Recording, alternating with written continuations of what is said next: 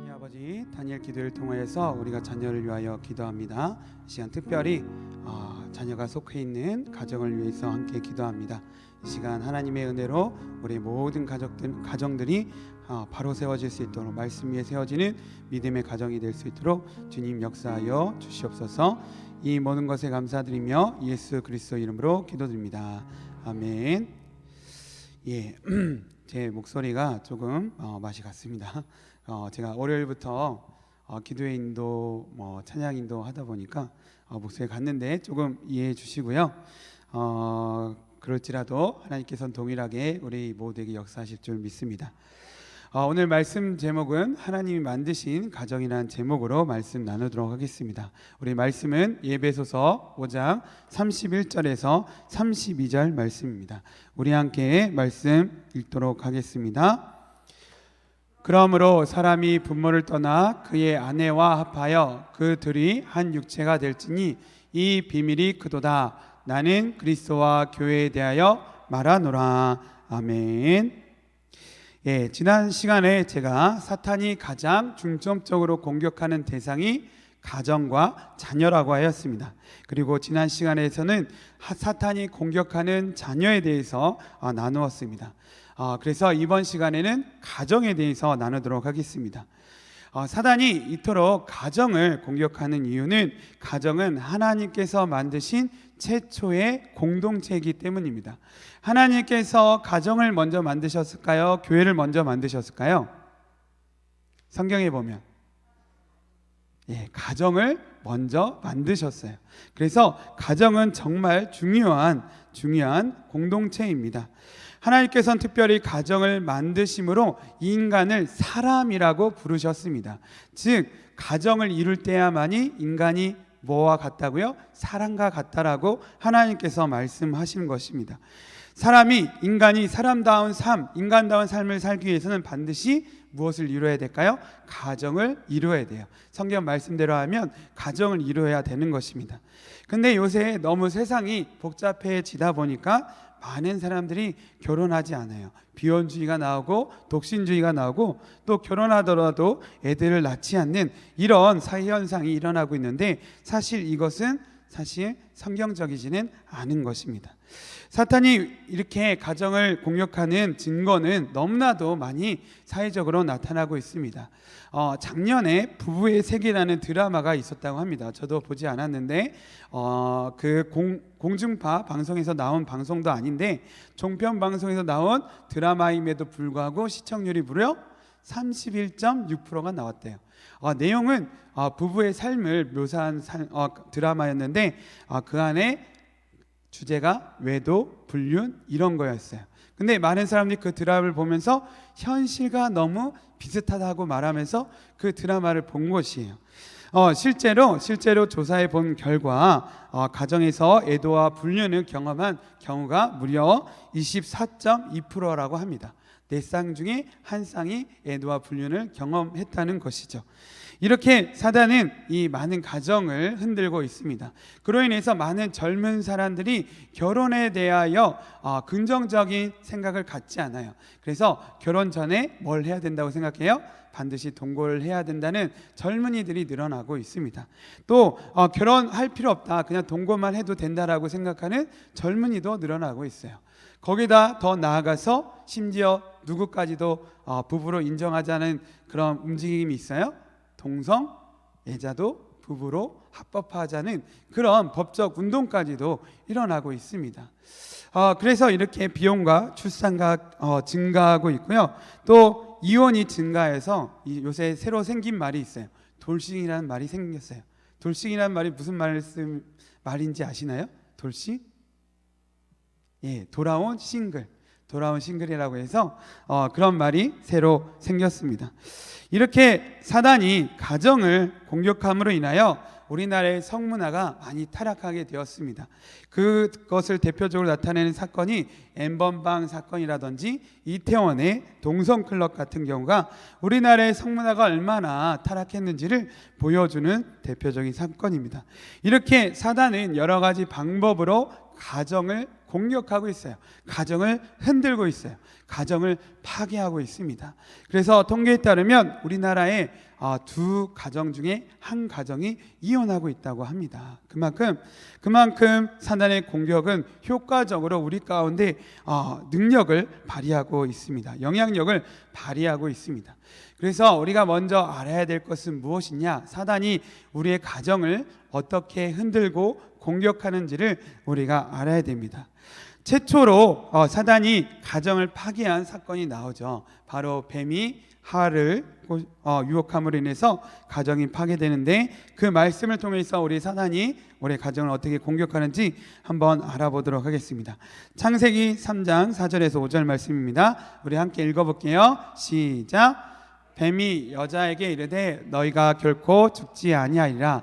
너희가 그것을 먹은 날에는 너희 눈이 밝아져 하나님과 같이 되어 선악을 알 줄 하나님이 아심이라. 사단이 이 말로써 가정을 공격하고 또 성공적으로 가정을 파괴할 수 있었습니다. 우리가 말씀을 보면 첫 번째 사단이 우리에게 심어준 잘못된 생각은 무엇이냐면, 첫 번째는 하나님 없이도 영원할 것이라는 착각이에요. 그래서 사단이 뭐라고 말했어요? 하와에게 너희는 결코 죽지 아니하리라. 이 선악과만 먹으면 너희는 결코 죽지 않을 거야 라고 공격한다는 것이죠. 사단은 이와 같이 우리에게 너가 돈이 있으면, 너희 가정에 돈이 있으면 너희 가정은 영원히 행복할 수 있어 라고 이렇게 거짓말을 하는 거예요. 너희 가족들이 모두 건강하면 너희 가정은 영원히 행복하게 살 수 있어, 그렇게 속인다는 것입니다. 너희 자녀가 성공하면 너희 가정은 영원히 행복할 수 있어, 이와 같이 공격한다는 것이에요. 그래서 우리가 어떤 착각을 하게 돼요? 하나님 없이도 우리 잘 살 수 있구나 라고 생각하게 된다는 것이에요. 그래서 실제로 보면 어때요? 우리 주일날 교회 나오지 않아도 가정이 어느 날 갑자기 막 풍지박산 나나요? 그렇지 않죠. 주일날 교회 나오지 않고 신앙생활 잘하지 않아도 가정은 평온한 것 같아요. 그러다가 어느 순간 그 가정이 무너지게 되어 있습니다.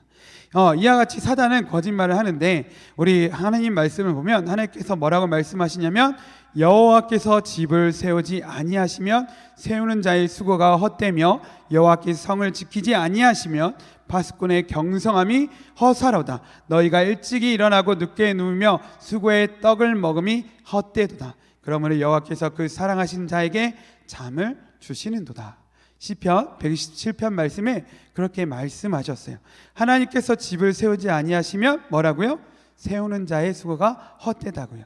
우리 가정을 우리가 지키기 위해서, 우리 가정이 행복하기 위해서 우리는 돈을 벌어요. 또 우리는 정말 열심히 건강을 가꿔요. 또 우리 자녀들을 정말 잘 가르치기 위해서 노력해요. 정말 밤낮이 없이 일하고 있어요. 근데 오늘 말씀에 하나님께서 뭐라고 말씀하고 계세요? 너희의 수고가 헛되도다.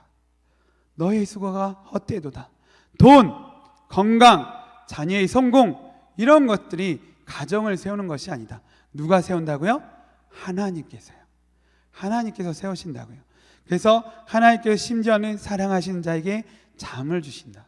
여기에선 잠은 죽음도 상징하는 것이에요. 그래서 우리가 어떤 자와 같이 되어야 되냐면 하나님 앞에 죽은 자와 같이 되어야 되는 거예요.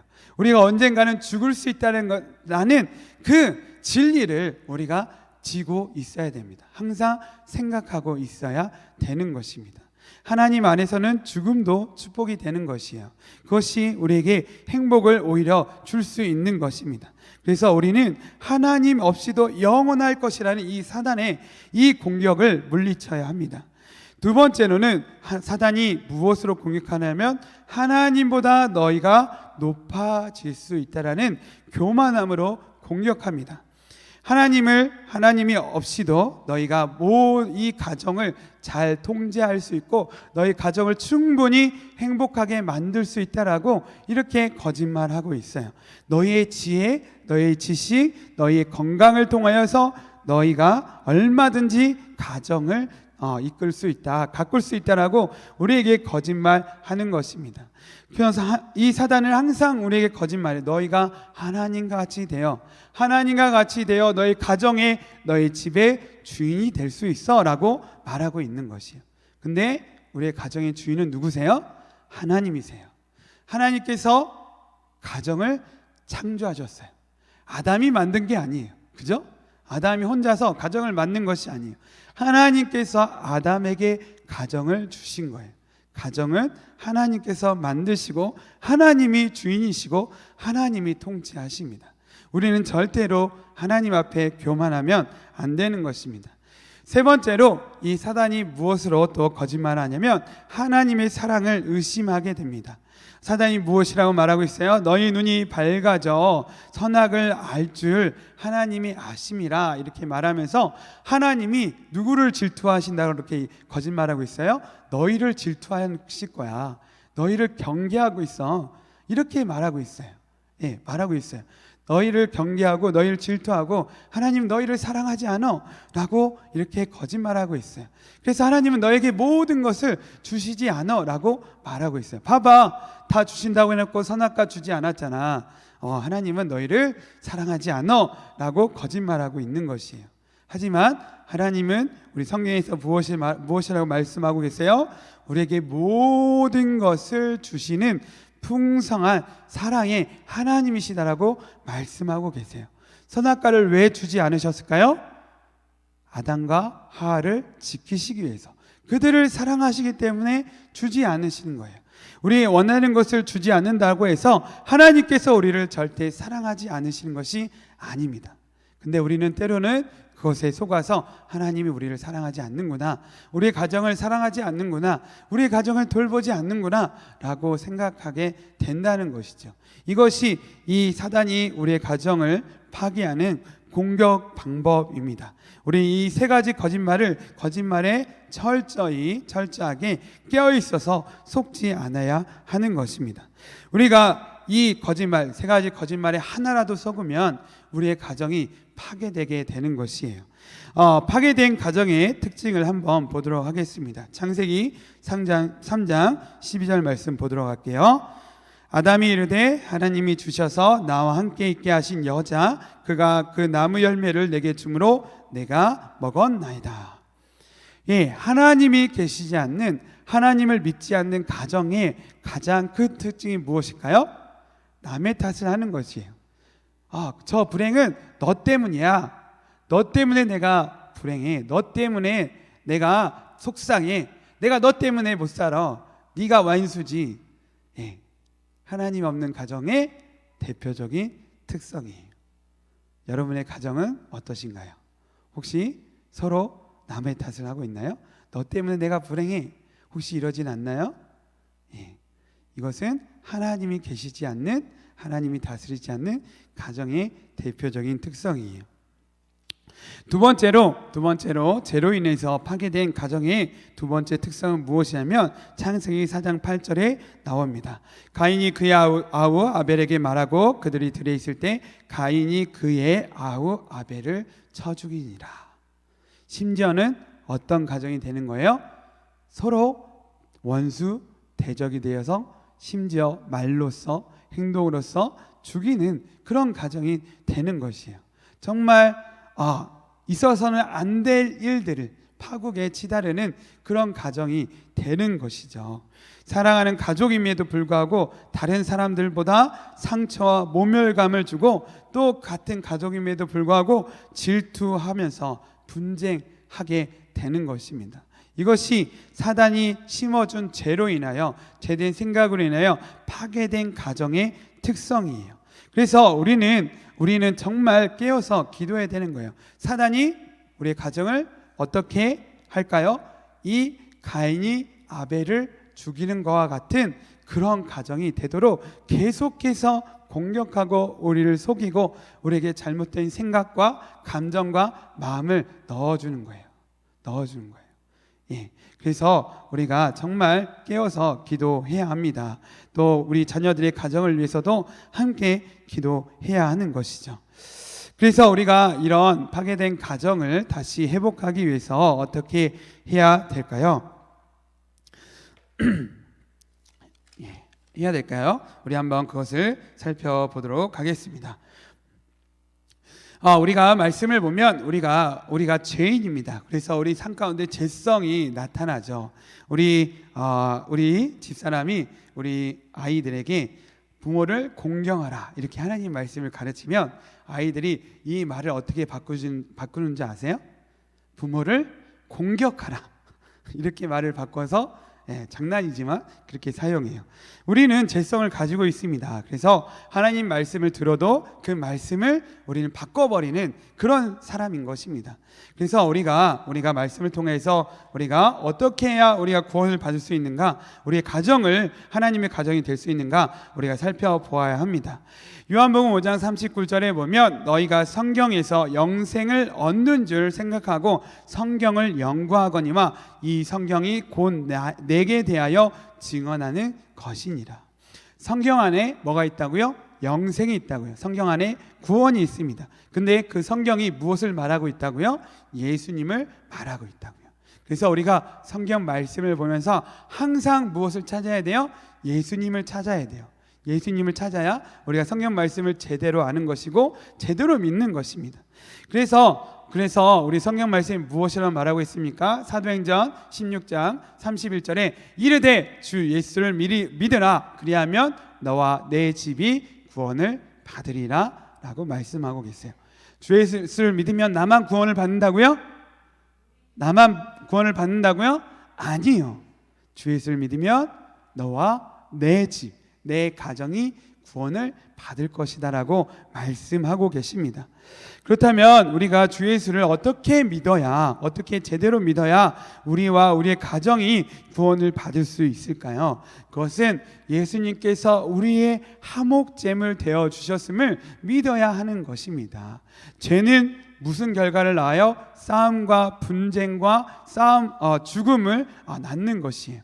그렇기 때문에 예수님께서 그 죄를 대신하여 우리의 죄를 대신하여 죽으심으로 반대의 일이 일어나는 것입니다. 싸움과 분쟁과 죽음이 있었다면 이제는 뭐가 있는 거예요? 예수님께서 우리의 화목제물 되심으로 화평과 화목하게 함과 평화와 생명이 우리에게 임하게 된 것입니다. 고린도후서 5장 19절 하나님께서 그리스도 안에 계시사 세상을 자기와 화목하게 하시며 그들의 죄를 그들에게 돌리지 아니하시고 화목하게 하는 말씀을 우리에게 부탁하셨느니라. 아멘. 예수님이 우리의 화목제물 되셨음을 우리가 믿는다면 하나님과 우리의 관계가 첫 번째로 회복되게 되고 그 다음에 어떤 관계가 나와 다른 가족들의 관계가 회복되게 되는 것입니다. 그러므로 우리는 누구를 믿어야 돼? 반드시 예수 그리스도를 믿어야 되는 것이죠. 예수 그리스도의 뭐를 믿어야 된다고요? 예수님께서 우리의 화목제물 되셨음을 믿어야 하는 것입니다. 두 번째로 우리의 가정을 회복하기 위해서는 하나님 말씀을 준행해야 하는 것입니다. 하나님께서는 가정을 만드시고 복을 주셨어요. 근데 그 복을 우리가 죄로 인해서 그 복을 잃어버렸습니다. 그래서 우리 가정이 다시 하나님의 가정이 되기 위해서는 뭘 되찾아야 될까요? 복을 되찾아야 돼요. 창세기 1장 27절 28절에 보면 하나님이 자기 형상 곧 하나님의 형상대로 사람을 창조하시되 남자와 여자를 창조하시고 즉 가정을 창조하시고 하나님이 그들에게 복을 주시며 가정에게 복을 주시며 라고 말씀하고 계세요. 그런데 이 복을 우리가 잃어버린 거예요. 근데 그 복을 다시 찾아야 되는데 어떤 방법으로 찾아야 되느냐? 바로 말씀을 준행함으로 찾을 수 있습니다. 그 잃어버린 가정의 복을 찾은 사람이 바로 아브라함입니다. 우리 한번 말씀 읽어보도록 할게요. 시작. 내가 내게 큰 복을 주고 내 씨가 크게 번성하여 하늘의 별과 같고 바닷가의 모래와 같게 하리니 내 씨가 그 대적의 성문을 차지하리라. 내 씨로 말미암아 천하 만민이 복을 받으리니 이는 내가 나의 말을 준행하였음이라 하셨다 하니라. 아멘. 우리는 보통 착각하는 게 무엇이냐면 하나님께서 복을 주셔야 우리가 하나님 말씀대로 살아갈 수 있다라고 생각을 해요. 그래서 우리는 기도할 때 맨날 무엇을 위해 기도하죠? 복 주시옵소서, 복을 주세요 라고 기도를 합니다. 근데 사실 반대예요. 성경 말씀을 보면 우리가 믿음으로 말씀을 준행하면 하나님께서 복을 주시는 것이에요. 주시는 것이에요. 그렇다면 이 아브라함이 무슨 말씀을 준행한 것입니까? 무슨 말씀을 준행한 것이에요? 무슨 말씀을 준행한 것이에요? 하나님을 사랑하는 말씀을 준행한 것이에요. 누가복음 10장 26절에서 27절에 보면 하나님께서, 예수님께서 영생을 얻기 위해서 너희가 지켜야 할 법에 대해서 이렇게 말씀하셨습니다. 내 마음을 다하여 목숨을 다하며 힘을 다하여 뜻을 다하여 주 너희 하나님을 사랑하라. 예, 사랑하라. 하나님을 사랑할 때, 하나님을 정말 어떻게 해요? 목숨까지도 다하여 내 생명을 다하면서까지 사랑할 때 무슨 뭐가 복이 우리 가정에 임하게 되는 것이에요. 임하게 되는 것이. 여러분 가정에 복이 필요합니까? 우리 자녀들의 가정에 복이 필요합니까? 방법은 단 한 가지예요. 하나님을 사랑하는 것이에요. 하나님을 사랑할 때 가정에 복이 임할 것입니다. 마지막 세 번째로 서로 사랑하는 것입니다. 창세기 1장 26절 27절에 하나님께서 무엇이라고 말씀하십니까? 하나님이 이르시되 우리의 형상을 따라 우리의 모양대로 우리가 사람을 만들고. 아까 제가 무엇이라 말하고 있어요? 사람은 가정과 동격이에요. 그러니까 가정이 무엇이에요? 하나님의 형상됨이란 것이에요. 하나님의 형상이 무엇일까요? 하나님이 어떤 분이시기에 하나님의 형상대로 우리를 만드신 걸까요? 성경의 설명대로 따르자면 하나님은 삼위일체 하나님이세요. 삼위일체 하나님이 뭐죠? 삼위일체 하나님 뭐죠? 성부 하나님, 성자 하나님, 성령 하나님, 세 분 하나님이 계시는데 이 세 분 하나님이 한 분 하나님이시다. 어떻게 세 분 하나님이 한 분 하나님이 되실 수 있을까요? 사랑으로 한 분 하나님이 되실 수 있는 거예요. 그래서 우리의 형상대로 가정을 만들었다. 이 말씀은 무엇을 뜻하냐면 가정이 어떤 가정이 되느냐면 서로 사랑하는 가정이 되어야 하는 것입니다. 그래서 하나님께서 무엇이라고 말씀하고 계세요? 부모를 떠나 그의 아내와 합하여 그 둘이 한 육체가 될지니. 예, 가정이 된다는 것은 무엇이라고요? 남자 여자가 다른 사람인데 한 몸이 되는 것이다. 한 사람이 한 인격체가 되는 것이다 라고 하나님께서 말씀하고 계세요. 어떻게 그 일이 가능한가요? 어떻게 그 일이 가능해요? 사랑으로 가능한 것이에요. 사랑으로 가능한 것이에요. 그래서 바울 사도가 그 비밀이 크도다 라고 말씀하고 계신 거예요. 서로 다른 사람인데 한 몸이 된다. 근데 그게 어떻게 가능하냐? 사랑으로 가능하다. 그리고 그것이 그리스도와 교회에 대해서 우리에게 알려주는 진리이다라고 말하고 있는 것입니다. 우리가 예수님과 어떻게 한 몸을 이룰 수 있을까요? 하나 될 수 있을까요? 사랑으로 하나 될 수 있는 것이잖아요. 예수님의 사랑으로 우리의 예수님에 대한 사랑으로 예수님과 하나가 될 수 있는 것이잖아요. 그래서 우리 가정을 세우기 위해서는 반드시 서로 사랑할 수 있어야 합니다. 특별히 창세기에 보면 하나님이 무엇이라고 말씀하셨냐면 창세기 2장 18절에 여호와 하나님이 이르시되 사람이 혼자 사는 것이 좋지 아니하니 내가 그를 위하여 돕는 배필을 지으리라. 뭐가 좋지 않다고요? 사람에게 혼자 사는 것이 좋지 않대요. 사람에게 가장 안 좋은 것은 뭐라고요? 혼자 사는 거래요. 혼자 사는 거예요. 그래서 하나님이 무엇을 붙여주셨다고요? 돕는 배필, 사랑을 나누는 배필을 주셨다고요. 남자, 여자, 가정 안에서 서로 돕는 배필, 서로 사랑하는 관계가 되어야 된다고 말씀하신 것입니다. 창세기 2장 21절 24절에 하나님 또 이렇게 말씀하셨습니다. 여호와 하나님이 아담에게 취하신 그 갈빗대로 여자를 만드시고 그를 아담에게로 이끌어 오시니 아담이 이르되 이는 내 뼈 중에 뼈요 살 중에 살이라. 이것을 남자에게 취하였은즉 여자라 부르리라 하니라. 상대방을 뭐라고 부르고 있어요? 내 뼈 중에 뼈요, 내 살 중에 살이라고 부르고 있어요. 사랑한다는 것은 무엇이냐면 내 배필, 내 배우자를 나보다 어떻게 해요? 더 낫게, 나보다 나은 사람을 여기는 거예요.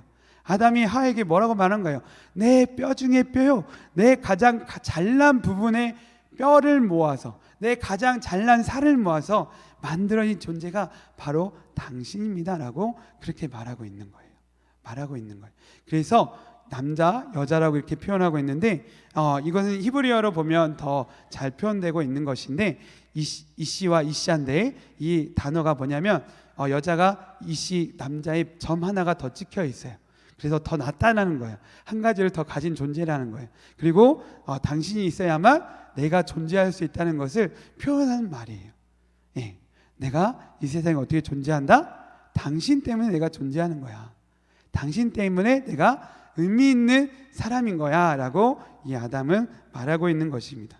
그만큼 서로를 사랑하는 가정이 되어야 합니다. 그래서 에베소서 아까 우리가 읽었지만 그 위에 예수님께서 뭐라고 말씀하고 계시냐면 아내들이여 자기 남편에게 복종하기를 주께 하듯 하라 라고 말씀하고 계시고요. 남편들아 아내 사랑하기를 그리스도께서 교회를 사랑하시고 그 교회를 위하여 자신을 주신같이 하라라고 말씀하고 계세요. 그래서 우리가 정말 사단의 공격으로부터 우리 가정을 지키고 또 설령 잘못된 부분이 있다면 우리가 이렇게 믿음으로 다시 회복할 수 있어야겠습니다. 우리가 이런 가정이 될 수 있도록 우리 함께 기도하도록 하겠습니다. 기도하겠습니다. 사랑하신 하나님 아버지, 주님, 하나님이 만드신 가정이 되기 위해서 주님의 말씀, 성경 말씀을 나눴습니다. 하나님께서 우리 가정을 정말 아름답게 창조하시고 그리고 복을 주셨습니다. 하지만 우리가 사단의 속아 사단의 공격으로 인하여 사단의 유혹에 넘어가 이 하나님의 놀라운 복과 은혜를 우리가 잃어버리게 되었습니다. 이 시간 정말 우리가 기도함으로 하나님의 말씀으로 다시 돌아감으로 이 귀한 하나님께서 만드신 이 귀한 가정을 다시 말씀으로 믿음으로 세울 수 있는 우리 모두가 되게 하여 주옵소서. 이 시간 특별히 자녀들의 가정을 위해서 함께 기도하고자 합니다. 우리 자녀들의 가정이 성경적인 가정, 하나님 말씀에 세워지는 믿음의 가정이 될 수 있도록 주님 역사하여 주시옵소서. 이 모든 것에 감사드리며 예수 그리스도 이름으로 기도드립니다. 아멘. 예, 이번 시간은 우리 하만세, 우리 다음 세대 부서 중에 하만세 부서에 대해서 소개하고 기도하는 시간입니다. 하만세 여러분이 조금 생소하실 수도 있을 것 같아요. 하만세가 어떤 곳이냐면 하나님이 만드시는 가정을 세우신다는 뜻을 가지고 세워진 사역팀입니다. 그래서 세워진 목적은 다음과 같습니다. 다음 세대를 세우기 위해서 유치부에서 청소년부 자녀를 둔 가정을 섬기는 것입니다. 하나님 말씀으로 세울 수 있도록 섬기는 것입니다. 그래서 섬김의 대상은 주로 30대, 40대의 장년층이 됩니다.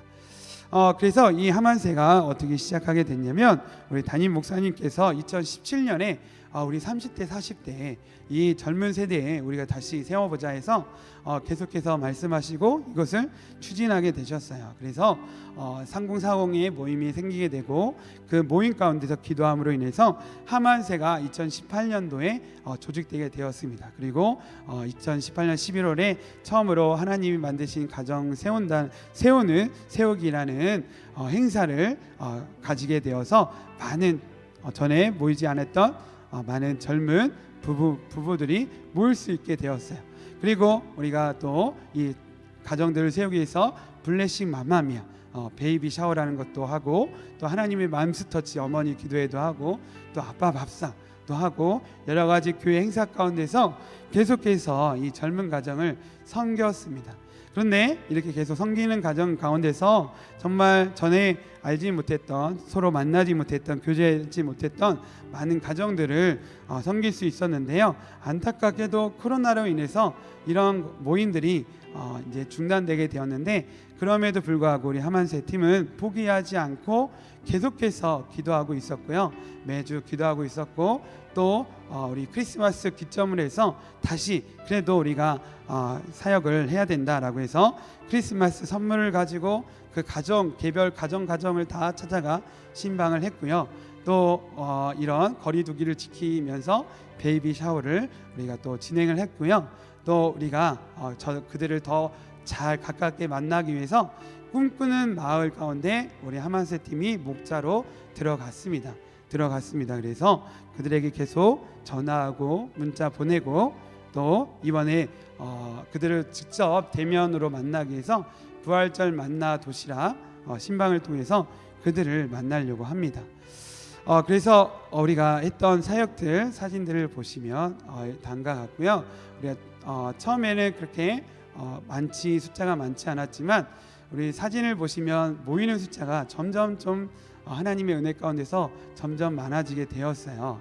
많아지게 되었습니다. 그래서 우리 하만세 처음 할 때만 해도 30명 정도가 했는데 우리 정림 가족여행 할 때는 그 젊은 가정들이 한 70명 정도 함께 참여해서 같이 교제를 나눌 수 있었고요. 아빠 밥상의 경우도 우리 처음에는 한 30명 정도 했는데 송년 파티 같은 경우는 50명 정도가 오시게 되었습니다. 이렇게 하나님께서 많은 열매를 주셨는데 이번 코로나로 인해서 그게 조금 중단된 점이 아쉽습니다. 하지만 하나님께서 우리 다음 세대를 세우시고자 하는 또 가정을 세우시고자 하는 하나님의 뜻이 있음을 우리가 분명히 믿기에 저희는 포기하지 않고 계속 기도하면서 여러 가지 방법을 통하여서 우리 가정들을 섬기고자 하고 있습니다. 정말 우리 하만세 팀이 귀한데요.